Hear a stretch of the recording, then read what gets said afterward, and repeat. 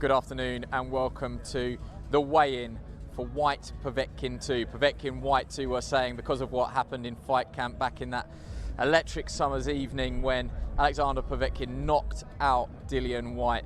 We're here now, it feels like it's been a long time coming, and we're at the Europa Point, I should say, in Gibraltar. And Eddie Hearn joins me now. Eddie, I'm keeping the sunglasses on because it's bright. Stunning backdrop. There's been a lot of work behind the scenes to get us here. Set it up for us. Now we're here. Just how excited are you? Well, it's been an incredible few days, and for viewers at home watching in black and white, yes, Andy's neck is lobster red. I noticed you're trying to keep that one out of shot. It's been amazing, hasn't it? I mean, you know, everyone's felt so lucky to get this opportunity to travel here for this historic event. You've got the Rock of Gibraltar in the background there, the lighthouse, you know, views over towards Africa as well, incredible, and ready to go, you know, ready to weigh in here. All the preparation, the hard work, the logistics, the testing, the isolation, it's all done. And Saturday night, we're down to business. The moment of Dillian Whyte's career so far, an absolute must-win fight, such an intriguing, thrilling heavyweight battle where both guys can switch off the lights with one punch. You cannot blink in this fight until the other man is out, finished, the bell's gone, the hands raised, whatever it is. And I can't wait. Dillian Whyte, a little bit tense, I guess, as you would be, because he knows what's on the line. And Povetkin seems chilled. You know, him and his team seem to be enjoying themselves, seem to be confident. And one day to go before battle, well, the rumble on the Rock. Let me just ask you, you've been around them all week.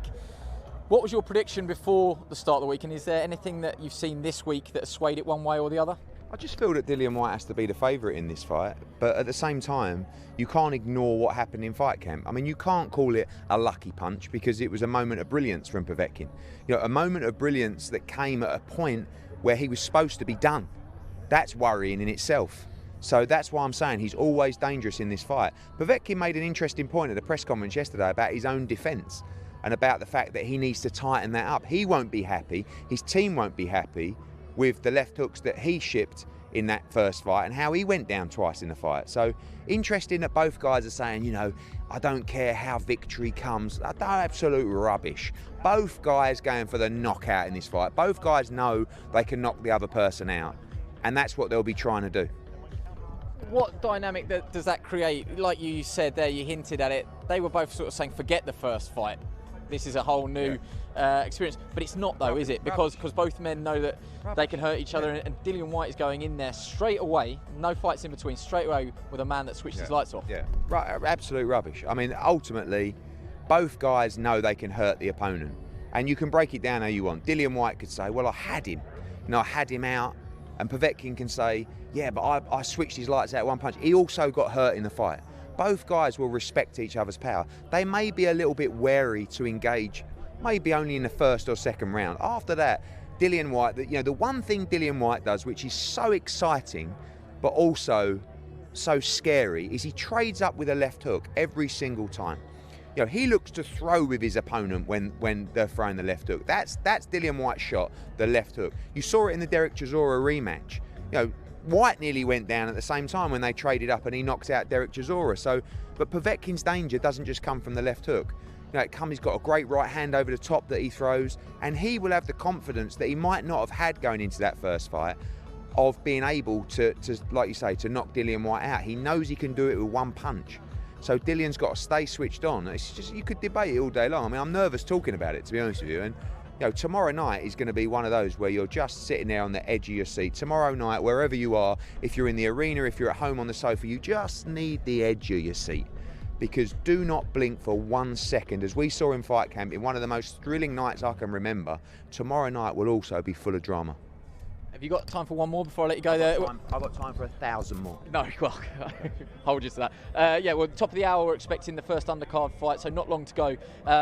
What stands out for you on the undercard? I know you've got a little bit of a soft spot for Cheeseman Metcalf, the British title fight, but just off camera, Ricky Hatton is just wearing another one of his shirt specials. It's a huge night for Campbell Hatton.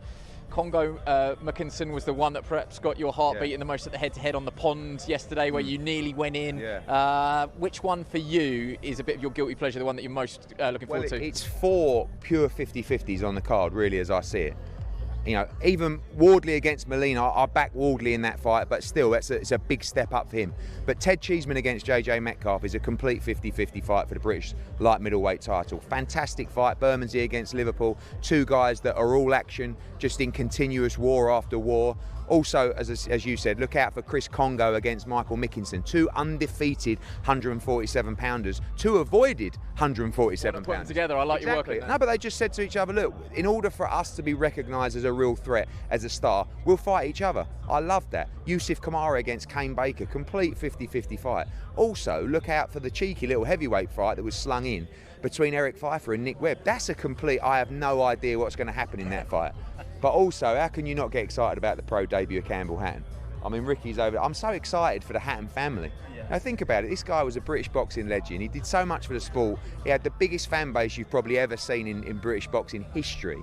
And his son makes his professional journey on Saturday night. Trained, of course, by his uncle Matthew. You know, Ricky's been jovial and likes to laugh, but I know deep down he is absolutely bricking it ahead of Saturday night. And what a great experience for him with all that he's achieved. Who would have thought that, you know, when Campbell Hatton was born, would Ricky have said, one day I'll be watching you make your pro debut? No, it's really special for the family. He's just got to stay calm. You know, he's a complete novice, really. Reminds me so much of Conor Benn when he turned pro. All action, exciting. Take your time. You know, use this first year to box all over the country, all around the world.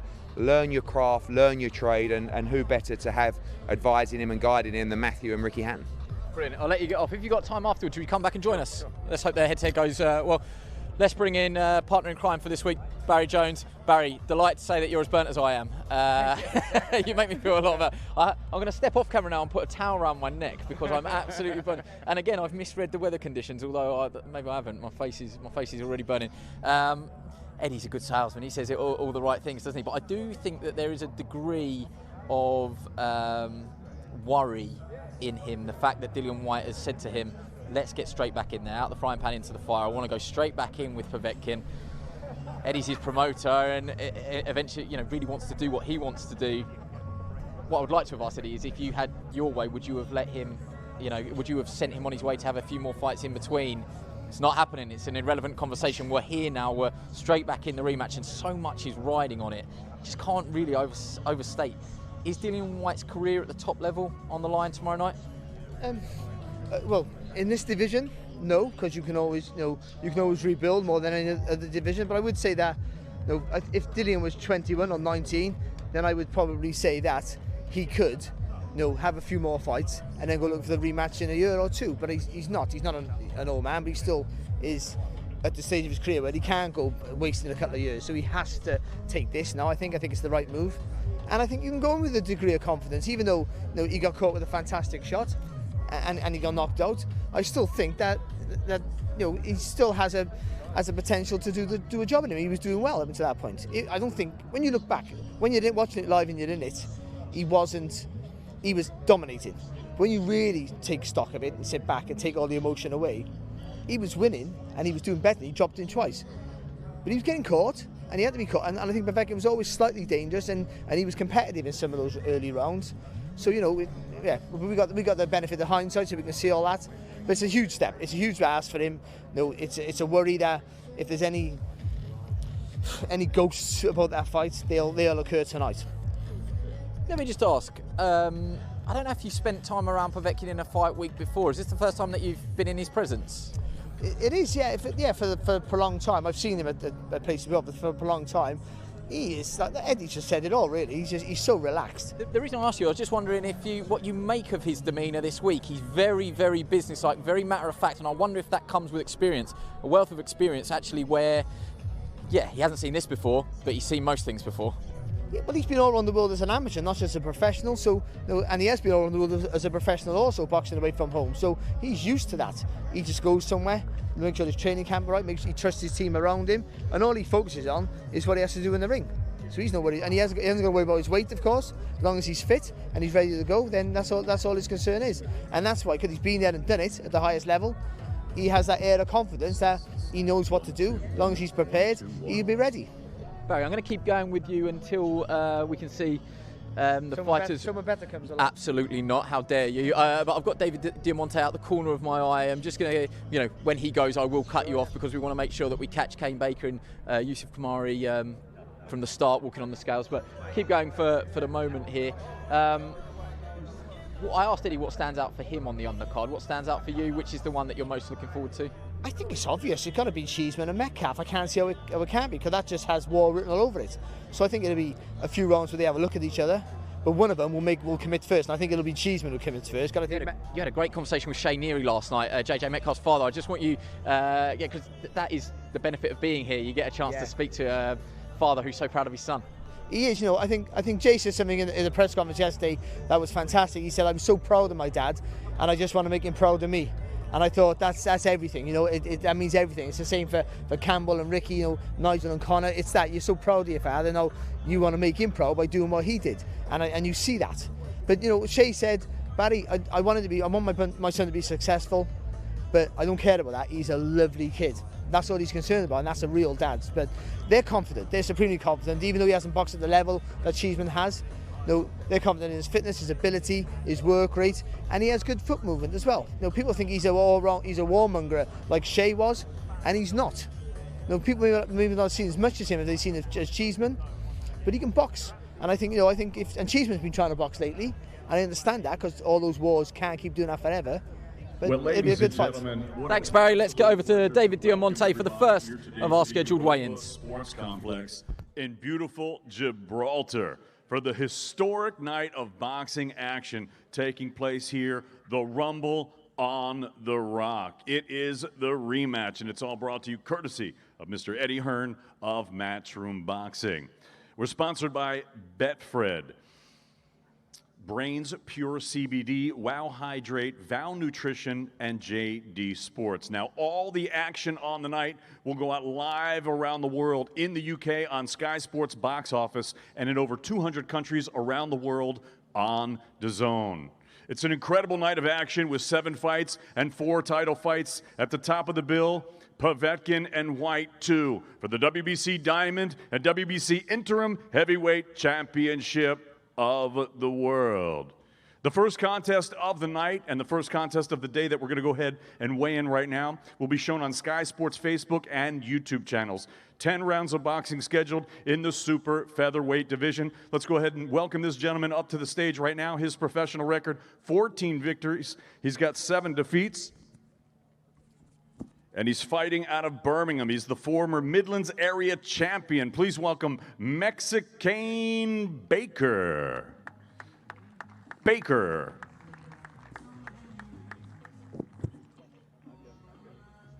And his opponent now making his way to the stage. He's undefeated as a professional, 11 wins, no defeats. He has 1 draw, 4 wins coming by way of knockout. Fighting out of Wembley, London, England, please welcome Super Yusuf Kumari. Now to the scale, ladies and gentlemen, Kane Baker.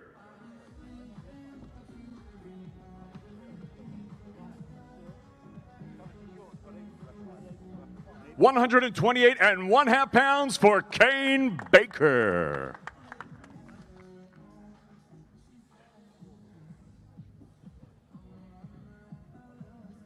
And now to the scale, the undefeated Londoner, Super Yusuf Kumari.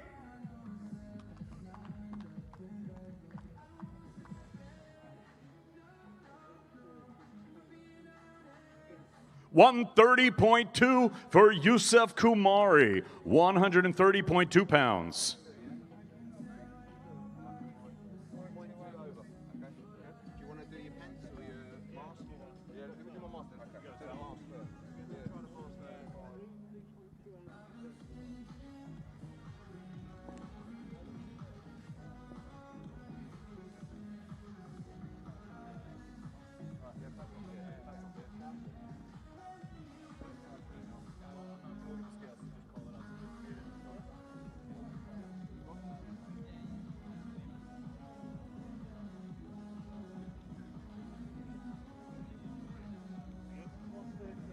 130 bang on for Yusuf Kumari. 130 bang on.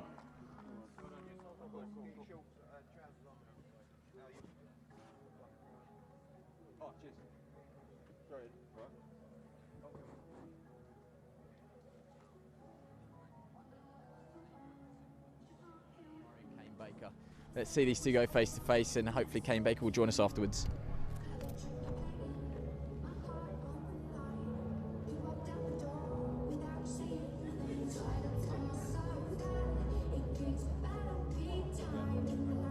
Mexican Baker and Super Yusuf Kumari, 10 rounds, super featherweights. Kicking us off here, the Rumble on the Rock.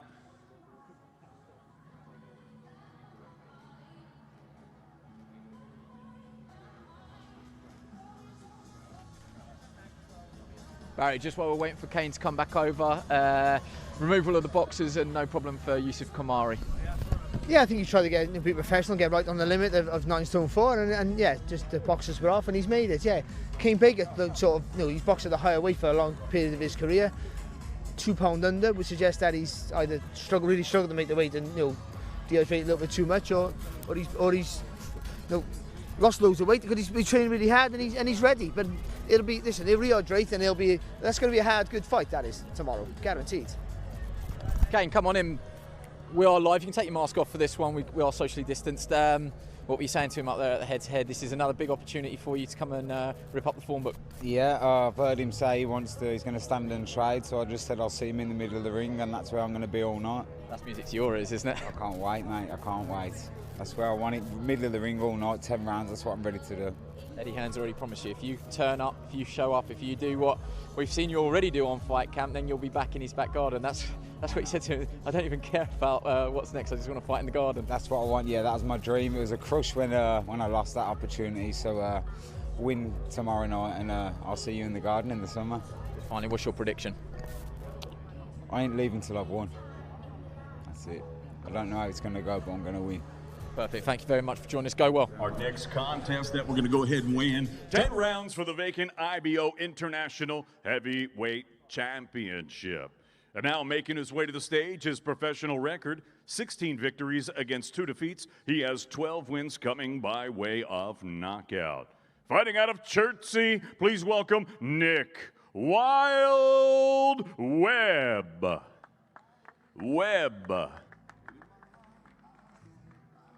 And his opponent now making his way to the stage. His professional record, a perfect one. 7 fights, 7 victories. He has 5 wins coming by way of knockout.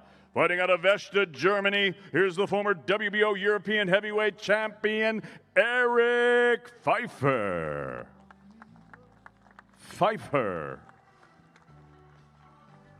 And out of the scale, ladies and gentlemen, the charge from Chertsey, Nick Wild Webb.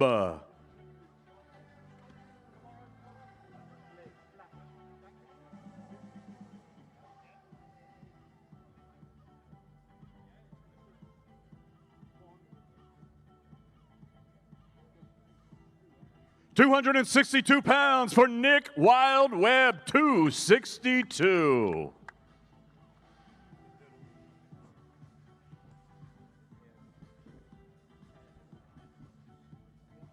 And out of the scale, the undefeated charge from Vesta, Germany, Eric Pfeiffer.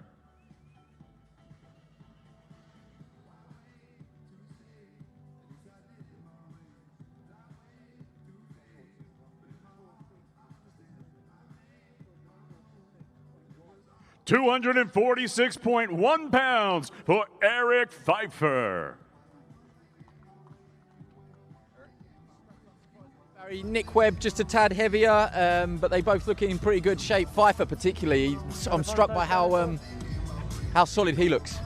Yeah, he does look solid, and it'll be interesting to see how he approaches this, because this is a fight where he's looked good, Pfeiffer, but not tremendous in his pro career, to be honest, but he's very structured, keeps his shape well, but he fights in straight lines, so is he going to try and walk right through Webb, or is he going to try and box a bit? It's an intriguing fight, and for Webb, it's a case where he's had a few confidence building fights to get back from those 2 defeats he's had, and if he's full of confidence now, he should really go out there and try and put it on Pfeiffer early.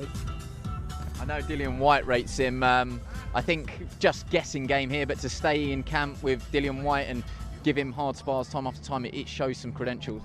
Yeah, it does. I wouldn't imagine that Dillian has an easy spell with anybody and tries to put it on you. So yeah, he'll be battle hardened for tomorrow night. That's for sure. Okay, well, Eric Pfeiffer does speak a limited bit of English, and he's going to come and join us. So I'll just try and keep things as simple as possible with him. Although that being said, we've lost him. we've lost him. No, he's coming. He's coming. He might miss his opportunity here. I've got a feeling they're going to crack straight on with the next weigh in. Okay, I think we're going to. For all the Eric Pfeiffer fans out there, we're not going to get him. He's missed his chance. It could be the sleeper straight on the card. It's a great fight. Two young undefeated fighters in the Nixon contest. 10 rounds for the WBO Global Welterweight Championship. Now making his way to the stage, the challenger. He's a southpaw, undefeated, 19 fights, 19 victories. 2 wins coming by way of knockout. He's the former WBC Youth World, the WBC International Silver, and the WBO European Welterweight Champion, fighting out of Portsmouth, Michael the Problem McKinson. Since fights live. He's very, very clever. Extremely clever. Really slick, tricky southpaw. Will make you miss, give you all sorts of angles, and then pepper you with shots. So he's a really hard man to beat. You've got to stop the movement and put pressure on him. 12 victories. His knockout record isn't phenomenal. Congo looks the bigger puncher, but do you think Atkinson hits harder than his record suggests? He gets hard enough to stop you from walking through him, which is important. But what he does, he just doesn't plant his feet. He's always looking to move away while he punches. So, and he'll need that for Chris Congo. Chris Congo will be, even though he's a taller guy, he'll be the one coming forward, trying to put it on Nicholson, certainly with that long right hand and that good jab that he has. Challenger, the undefeated southpaw, Michael the Problem McKinson.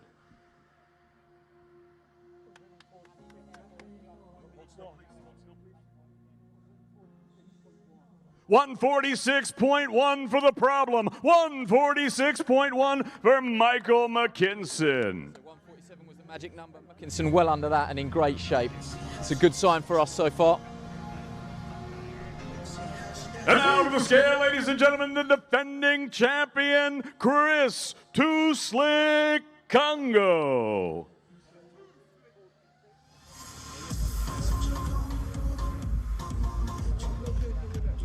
£146.75 for Chris Congo, 146.75 pounds for the undefeated defending champion. Congo also quarter of a pound under, so great signs. I mean, I was in the lift with Congo this morning. He's so deceivingly tall, towers over me. But there's nothing wasted on that frame. No, and you know what? Being tall and with the long levers he has, McKinson's a southpaw, and so for an orthodox fight with a left jab, it's hard to establish that. But when you're so tall, you can punch over that right hand, and that will really help him. This is a really good fight. Yeah. Let's just wait till they go face to face here, because this one got a little bit tasty yesterday. Let's see how it plays out today. Too slick. Easy one. Chris Too Slick Congo, Michael the Problem McKinson, 10 rounds for the WBO Global Welterweight Championship.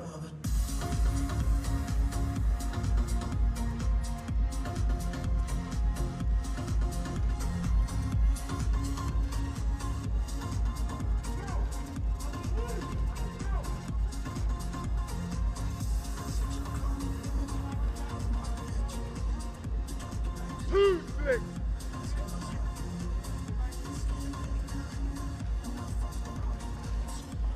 As predicted, that one's got fire written all over it, hasn't it? I'm really, really up for that one, and the fighters are really up for it too. Will Mikey the Problem announce himself as a major player in the division? He already says he is. He's just been avoided, or will the problem be solved by Chris Congo? We'll find out tomorrow.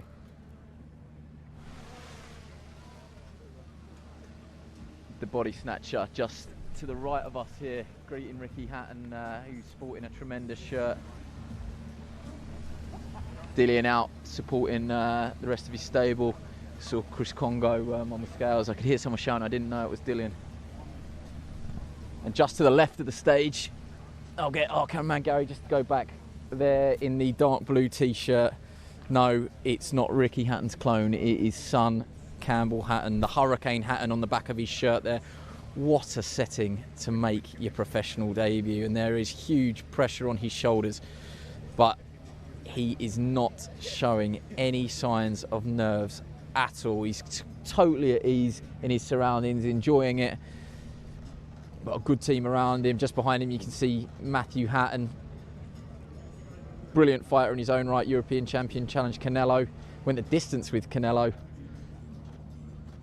Obviously brother of Ricky, the British boxing legend, who's with our colleagues over at Sky Sports News.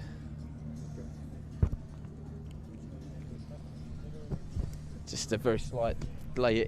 Are you surprised at just how relaxed Campbell is?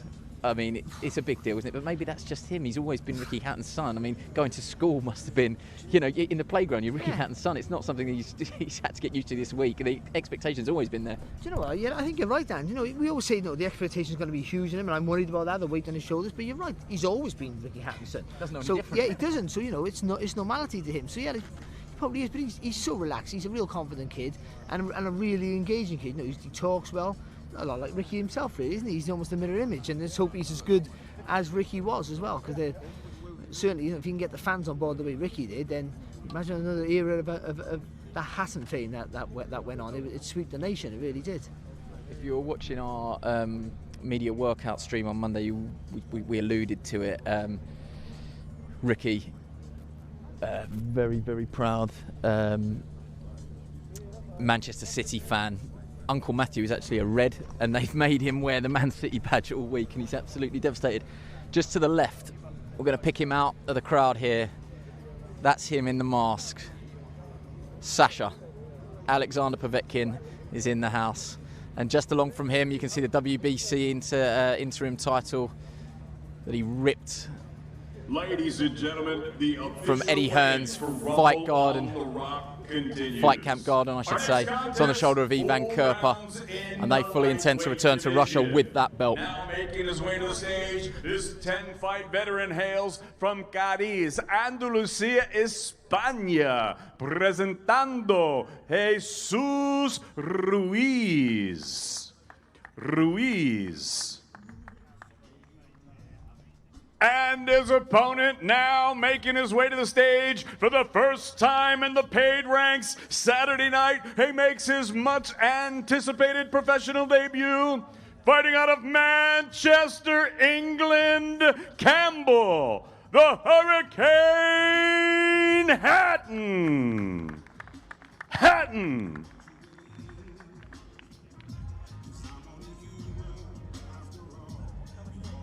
Y ahora, now to the scales, ladies and gentlemen, Jesús Ruiz.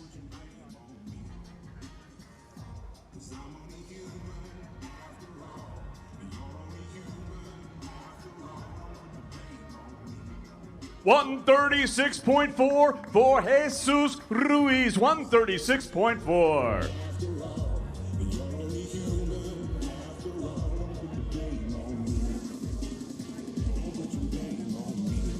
And now to the scale for the very first time in the paid ranks, the Mancunian Judge Campbell, the Hurricane Hatton.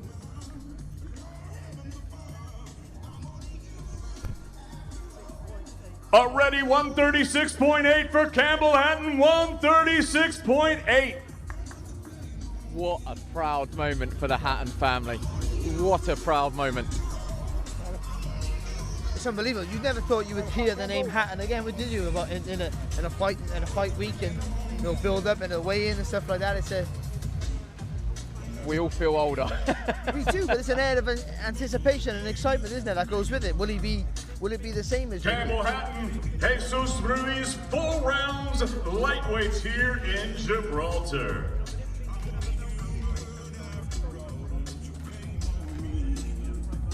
Well, there we have it. What a moment in the life of the 20-year-old from Manchester. Cheers, Ed. He's weighed in for the first time as a pro. Now might be the enjoyable bit, I suppose. Yeah, now he gets to fight. I'm sure he would have hated that. Just going to, I think we're just going to step back on for another pose.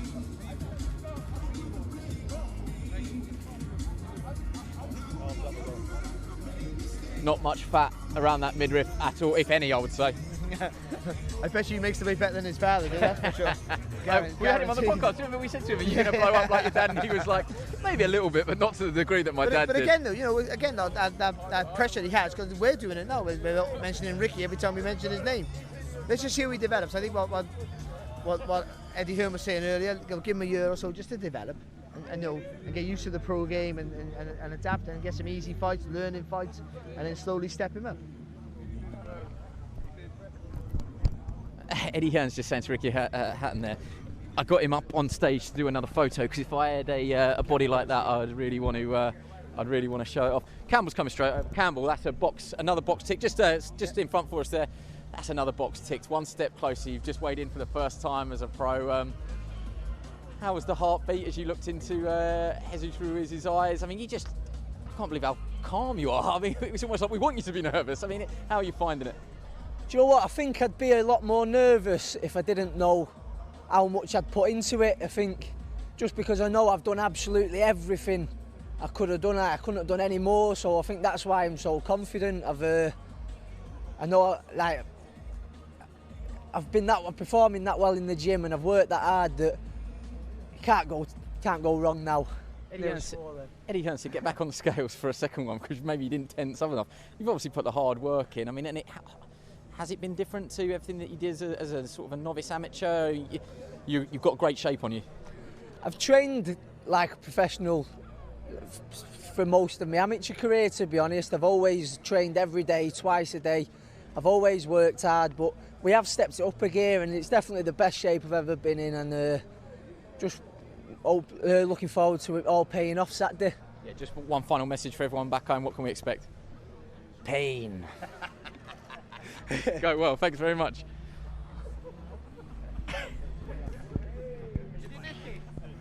I felt like I was in a I felt like I was in a Rocky movie, but like a real. Ladies and gentlemen, the official like a really cheap version here in Gibraltar continues, and we've got another great tear-up. 12 rounds of boxing scheduled for the vacant British Super Welterweight Championship.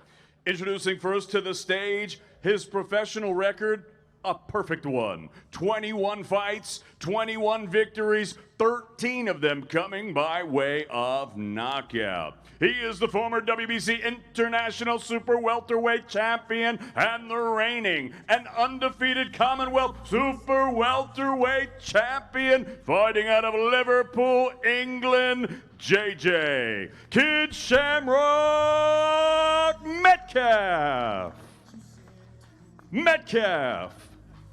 From one son of a legend to another, JJ Metcalf there, flanked by his father, Shane Neary, in the cap. His professional record, Kid Shamrock. victories, 2 defeats, 1 draw, and 9 wins coming by way of knockout. Here is the former English, British, and WBA International Champion and the reigning IBF International Super Welterweight Champion, fighting out of Bermondsey, London, England, the Bermondsey Banger, Ted the Big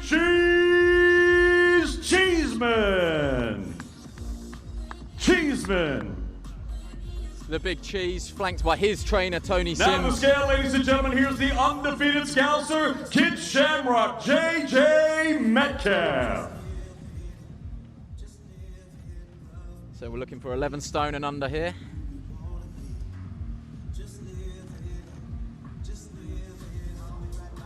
£153.8 for JJ Metcalf, 153.8 for Kid Shamrock. Yeah, inside the 154-pound limit.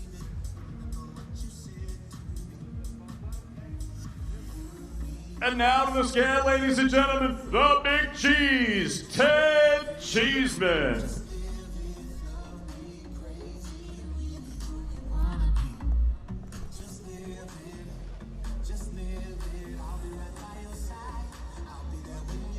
153.6 for Ted Cheeseman. 153.6. And Cheeseman inside as well. So we have a title fight for the Lonsdale belt. You can see it there in Eddie Hearn's hands. And it is very, very difficult to pick a winner in this one, Barry. It really is. They're so well evenly matched. So they've both got their different strengths, but they'll complement each other tomorrow night. I guarantee it. However it starts, it will end in a war, and you could bet your house on that.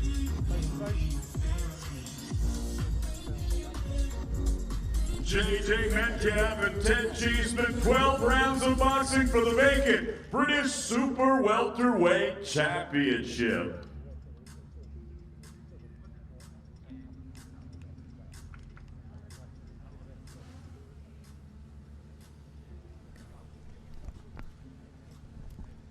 Okay, so I think again it's going to be a pretty quick turnaround here. I can see Eric Molina at one side of the stage. I can see Fabio Wardley at the other. Just one more word on that British title fight. Sometimes you just think there are fights that are really, really worthy of the British title, and I think that is one of them. Even though Ted's had that belt before, you just think Cheeseman, Metcalf, that shouts Lonsdale belt. It certainly does, you know, and I think, you know, there's a guy with all the experience there. And you know, and obviously in Cheeseman, and Metcalf is the guy, you know, who's a little bit older, but maybe a little bit fresher, who's been, again, another one on the bill who's been begging for this chance to, you know, to perform at this level, and he gets the opportunity tonight. And obviously, again, another one with a fantastic father, it's now time who was a bit of a legend back in his day, in Shane Neary. So it's going to be a good fight. That to me might be the fight of the night. 10 rounds of boxing scheduled in the heavyweight division. Now making his way to the stage, professional record, 27 victories, 6 defeats. He has 19 big wins coming by way of knockout. Here's the former IBF Intercontinental Heavyweight Champion and the former 2-time world title challenger, fighting out of the Rio Grande Valley of South Texas, USA. Here is the drummer boy, Eric Molina.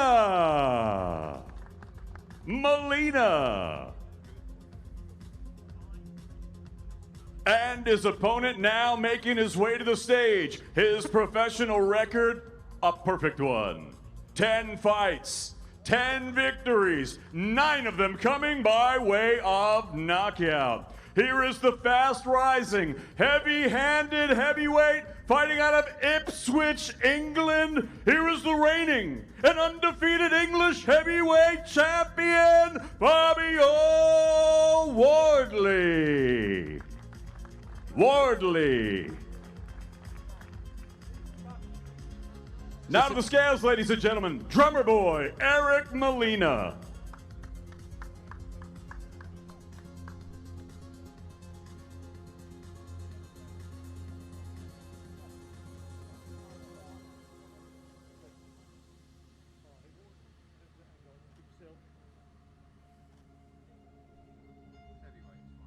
£251.3 pounds, 251.3 for Eric Molina.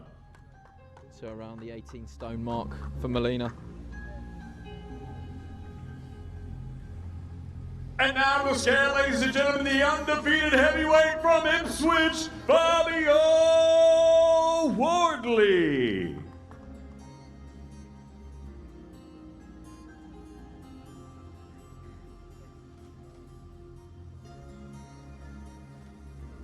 $232.4 for Fabio Wardley.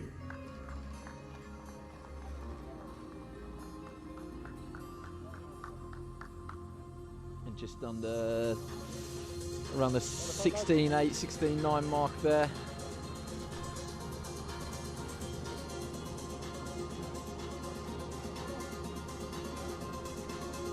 Not much between them height-wise, Barry, but Molina is a lot wider on the shoulders. Yeah, he is. No, Wardley looks in physically better condition, but aesthetically, of course. But yeah, but I think Molina's a bit wider naturally. Yeah, so but that's not what. Even though Wardley got plenty of power, I don't think the strength is his game. It's the movement and the athleticism is what is what makes him a good fighter. So I think he'll need that bit of loose, and that's why him being a little bit lighter is maybe not a bad thing. Can see Dillian just where Molina's exiting the stage there. I can see Dillian ready. What sort of weight are we looking for Dillian? Is that a thing? The heavyweights have an optimum weight? I mean, they must do. I don't quite know what Dillian's is though. Well, I don't know. You know, I guess he would be probably around just under 18 stone. I would have thought. You know, he wants to be. He's heavy enough to be able to lean and push Povetkin about if that's possible. Because Povetkin is, no, he's not at the total heavyweight. He is as strong as a bull. So you want a bit of that weight to lean on him if possible. But you also want to be as agile as you can be because you're going to be the one maybe, even if you are pushing him back, boxing a little bit at range at times. So, and you need a bit of that speed, especially with that left hook counter. So. And Povetkin, what's Povetkin usually? About 16 and a half, that sort of weight. And I think, you know, so people think heavyweights they don't have to make a weight limit, of course. But I still think, you know, trying to find the optimal weight where they can fight to their best and maintain that level of energy, whatever that is for them. That's the way they have to look for. Just while we're waiting here, guys, send in your predictions if you can, and I'll read them out. Lot of support for Dillian Whyte. It's not really unexpected, obviously, because of you know where we are.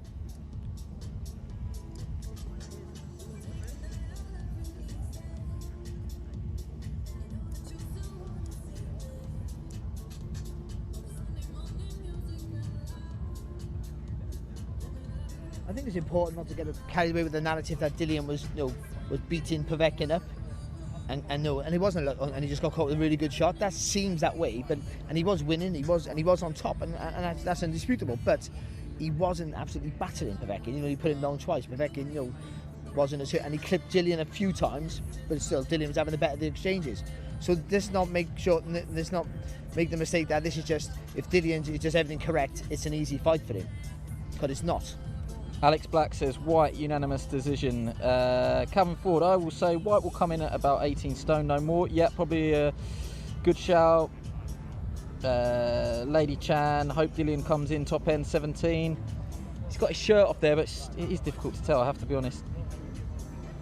Well, ladies and gentlemen, it is my absolute pleasure to welcome everyone on this beautiful afternoon here in Gibraltar for the official weigh-in for the main event for Saturday night's incredible night of boxing action. It's historic, it's the Rumble on the Rock, and it is the rematch. It's all being brought to you courtesy of Mr. Eddie Hearn of Matchroom Boxing. We're sponsored by Betfred, Brains Pure CBD, Wow Hydrate, Val Nutrition, Visit Gibraltar, and JD Sports. All the action will go live around the United Kingdom on Sky Sports Box Office in over 200 countries around the world on DAZN. And now, ladies and gentlemen, it's time to weigh in the main event of the evening. 12 rounds of boxing scheduled for the WBC Diamond and WBC Interim Heavyweight Championship of the World. This is the rematch. Now making his way to the stage, the challenger. His professional record, 27 victories, 2 defeats. He has 18 wins coming by way of knockout. Here is the popular and dangerous heavyweight fighting out of Brixton, London, England, the former WBC Interim Heavyweight Champion of the World, Dillian, the Body Snatcher Whyte. Whyte.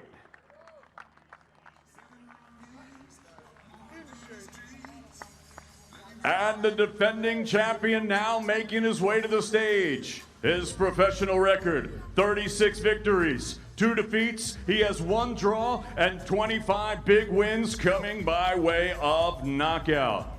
Here is the 2004 Olympic gold medalist and the former WBA heavyweight champion of the world and the reigning and defending WBC interim heavyweight champion of the world, fighting out of Chekhov, Russia, Dami Igaspara, Bayets Ez Resi, Ruski Vitas, Alexander Sasha Povetkin.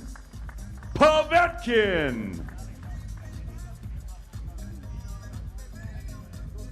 Now to the scale, ladies and gentlemen, the challenger, the body snatcher, Dillian Whyte. Here we go, Barry.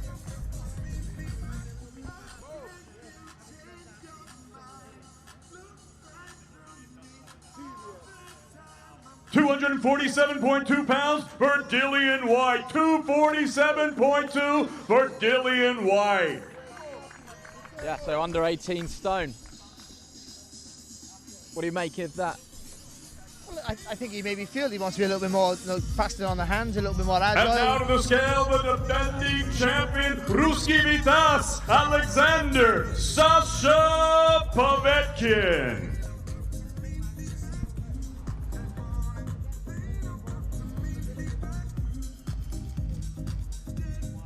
£228.25 pounds, 228.25 pounds for Alexander Sasha Povetkin. And 228. So Povetkin, the lighter of the two men. I don't think there's too much surprise there. Let's just see these two go face to face now. The Rumble on the Rock, the rematch. Will it be repeat or revenge?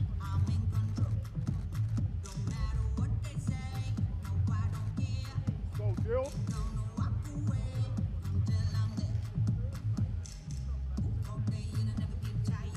Alexander Povetkin, Dillian Whyte, 12 rounds for the WBC Diamond and the WBC Interim Heavyweight Championship of the World. This will be the final time they see each other until they step into the ring tomorrow night here in Gibraltar. Neither man going to break. There is a handshake offered there from Whyte and from Povetkin, and a fist bump back from Dillian Whyte, but there are no smiles. It's strictly business now. Fight time is just hours away. Barry, how do you interpret what we saw there? I don't care what you say, when you see two big men staring each other out, it's a little bit scary, isn't it? Yeah, You it's go get the time. anticipation, and you think, oh, this is gonna go off. This it really is. What do you make of Dillian Whyte's That's a good weight. physique? Yeah, it looks in fantastic shape. His shoulders are huge. You know, his upper body is a real unit. So I think that's a good weight for him. I think it's a good weight for Povetkin also, because he wants to stay nice and low, be faster on his feet as he possibly can be. Okay, Sasha Alexander Povetkin, I think, is going to come over possibly for one quick question with us. Max from World of Boxing is going to help us translate. Just in here, Max, we are live. Okay. Alexander, you've done this many times before. Does it ever feel any different? What are the emotions that you're feeling right now? Ты много раз это делал, в смысле взвешивания. Может быть, какие-то новые эмоции в этот раз? Да не, все нормально, все делом, хорошем настроении. Добрее стал намного. You know, everything's fine as usual. Dylan in a good mood. He become more kind, I think. Looks like. There's obviously respect between you, but will there be respect once the first bell rings? Как бы между вами уважение, ну, выглядит так, по крайней мере. Останется ли оно, когда будет первый гонг? Ну, то, что в ринге, это уже отдельно, это разговор не идется. А вне ринг, это у меня, по крайней мере, с моей стороны будет уважение всегда. What happened in the ring, it's a different story, but outside that, it will be respect from my side all over the time. Do you have to win this fight by knockout, or are you confident that you can outbox Dillian Whyte and win on points tomorrow? Думаешь ли ты, что тебе нужно обязательно выиграть нокаутом, или ты сможешь, например, по очкам перебоксировать его и выиграть по очкам? Я об этом вообще не думаю. Я думаю о том, надо хорошо настроиться, хорошо отбоксировать, показать красивый бокс и выиграть. Вот и все. А нокаут, не нокаут, я об этом не думаю. No thoughts about that. My goal is, you know, to be focused on the fight, you know, and show beautiful boxing. That's it. You say I don't like giving predictions, but I always ask you, will you give us a prediction for tomorrow night? Ты не любишь предсказания, но поэтому Энди снова тебя спросит какой-то, может, расклад примерно на завтра или предсказание на завтра. Как все будет происходить? Что будет? Я скажу одно, будет интересный, красивый бой. Вот и все. Will be beautiful, interesting boxing. That's what I can say. Brilliant. Thank you very much for joining us. Go well tomorrow. Thank you. Thank you, Max. Barry, just while we're waiting for Dillian Whyte, he's over your shoulder, so if he comes, I'll move you out of the way. I'll keep an eye on him. Sorry, I was asking you what you made of both guys on the scales. Dillian Whyte, unsurprisingly, the heavier of the two, looks in good shape. Povetkin looks in good shape also, and saying all the right things, but he does downplay it a lot of the time. He's strictly business. He doesn't give braggadocious predictions. No, he doesn't. He's been in the sport long enough to know. You never quite know what's going to happen in their division more than any. And also, he don't want to make outlandish calls and not come true. So, but he's supremely confident. He knocked the guy out. Why shouldn't he be confident? He's just going to think, I just got to bide my time, be a little bit sharper on my attacks, close the distance quicker, and I can do the same thing again. What do you think we're going to get out of Dillian Whyte here? I don't want to use the phrase grumpy because that's not fair, really. It's not full representation, but he's very much in fight mode, isn't he? It's quite good to see from our point of view. It gives us a bit of a hard ride, but it's good to see. It means he's in the right frame of mind. Yeah, it's that edge, isn't it? And you need that edge, and he has it now. Barry, I'm going to cut you off because the body snatcher's here. Dillian, you've got redemption on the T-shirt. Just how confident tomorrow night it is going to be redemption? What will that mean to you? It means everything to me, and I'm very confident. I train hard, I've worked hard, as you can see. I come in an alpha stone or more lighter, so it's good, but it's not deliberate. It's not like I'm like, I just trained hard and eating a bit better and rest a bit more, and just the little small adjustments, man. Obviously I'm expecting a tough 12-round fight. I was expecting that last time, I prepared for that, but this time there'll be some slight improvement and injection in pace and other things, so let's see. There was no smiles at the head-to-head, there was a fist bump. Do you think that perhaps first time even if it was subconscious, you respected him a bit too much? Probably. It's a good fight. Everyone's that's why I don't care about what people says online and commentators and you guys say. I don't care. People start telling you, Povetkin's this and the other, and sometimes automatically you start thinking, all right, I need to be a bit more careful because of that. I don't care. I just know I'm just what I'm on now, and that's it. I don't care. Does this sort of situation though bring the best out of you? It's all on the line. It's make or break. People are saying, it's must win. That brings pressures, even if you'll stand there and say, look, every fight's pressure. But the fact that you're almost backed into a corner now, will that bring the best out of you? Every time I step in the ring, I try to bring the best out of me. Win, lose, or draw, I try and give my all the time. This is nothing different. I'm gonna give my all. Give my all. That's what I've done my whole career, man. So yeah, it is what it is. Pressure is a thing. You can create pressure on yourself if you start listening to people and start. I don't care. I'm coming to fight Saturday. I trained to fight. He's trained to fight, and I'm ready and I'm looking to go. In the first fight, you said the opportunity was there. I just didn't take it when it presented itself. I didn't have that, for want of a better phrase, didn't have that killer instinct, that finisher's instinct. Will you take Who said that? You said that on our podcast. Yeah. I think you must have got my word twisted. That is not something I would say, but yeah, whatever. Do you think that tomorrow night you stop him?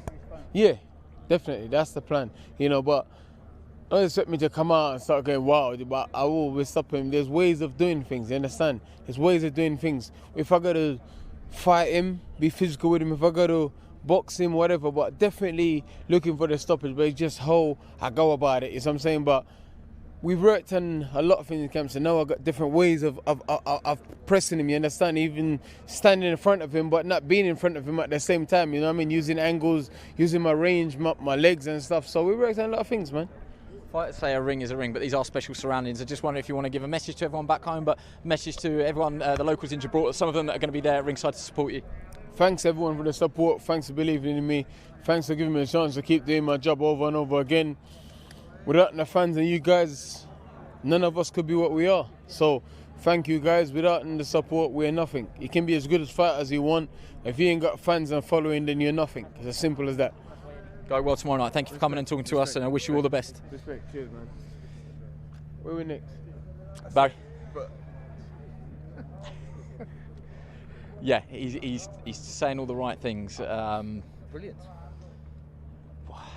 How do you think this fight goes? I mean, I don't want to start giving tactical breakdowns, but now you've seen everything, there's nothing more to see. We've seen all the fight week activities, they've been on the scales, they've gone head to head. Do you want to pin your flag to the mast and stick your colours on the flag? Yeah, I have from day one. I think Whyte can win, and I do predict him like I did in the first fight.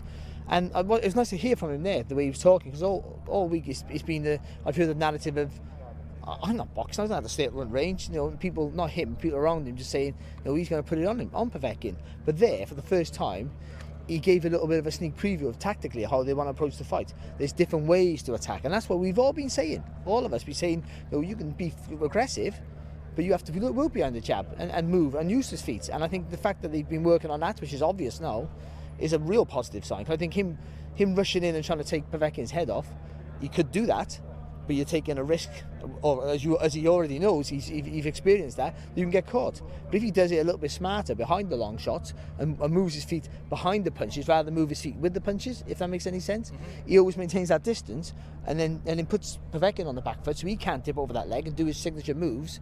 He's on his heels and you've got him for the hooks then you get in close and do your favourite shots and your favourite moves.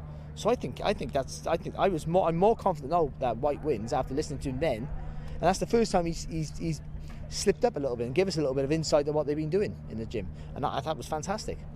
Harold Knight, I mean, like we said so much about him, he's a great influence alongside Xavier Miller, they're co-trainers.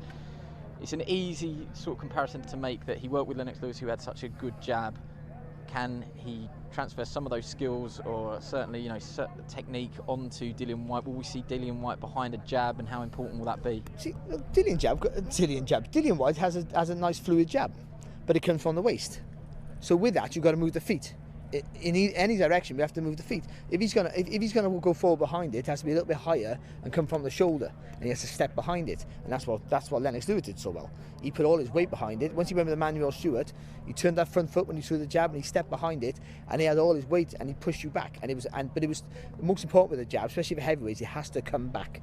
Because look, you leave it out there, and Povetkin, you know, he can dip down, he can throw the shots over the top. So if he does that, then I think with obviously Harold Knight in the corner will only help Xavier Miller as well, and they'll get that if they can get that mix right. But the way he was talking there, I'm more confident than ever now. I was picking Whyte, but I was with the caveat that maybe he tries too hard to get Povetkin out there and gets caught. But now I think he goes about it. He shows something he's very rarely shown in his career: discipline. Barry, that it seems like a perfect point to finish on. Thank you so much for helping us on all these streams this week. It's been an absolute pleasure being in your company, and you've set it up perfectly. Thank you to everybody as well that's joined us on all of these Fight Week activities. That's it. We've done everything we can do. Talking stops now. You can see the rock behind us. The rumble on the rock. Will it be repeat or will it be revenge? We cannot wait.